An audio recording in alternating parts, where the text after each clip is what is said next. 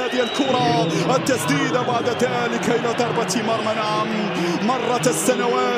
مرت السنوات ولكن ننتظركم هنا لمعانقة الكاس، لمعانقة المجد العالمي. نحن لا نتكلم عن بطولة قارية ولكن نحن نتكلم عن كأس عالمية. فعلا أنتم أبطال العالم، أنتم أبطال العالم، أنتم أبطال العالم. هي صافرة الختام، صافرة المجد، صافرة العالمية، صافرة الكاس يا سادة يا كرام. فعلها أسود الأطلس. سمع زئير في كل مكان، سمع زئير في كل مكان، في دولة تشيلي، في أمريكا الجنوبية. قالوا بأن الأرجنتين هي بلاد المواهب، بلاد التانغو، ولكن اليوم الدروس يا وهبي قدمها أسود الأطلس لنقول نعم، فليتجدد العهد مع المجد المونديالي.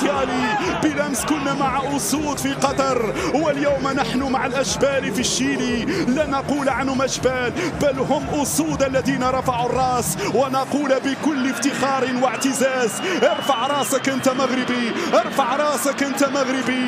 نعم، هنا قبلة، هنا اعتزاز، هنا فخر، هنا الذهب، الذهب للذهب، والمغرب نعم للكأس العالمية سيرفعها في لحظات للتاريخ. مشاهدي الكرام، هذا الجيل الذي أسعد شعب، هذا الجيل الذي أسعد وطن من شرقه إلى غربه، من وجدة إلى كازا، ومن طنجة إلى القويرة. نعم، أسعد شعبا يعشق الكرة اليوم بالقلب والوجدان والجوارح.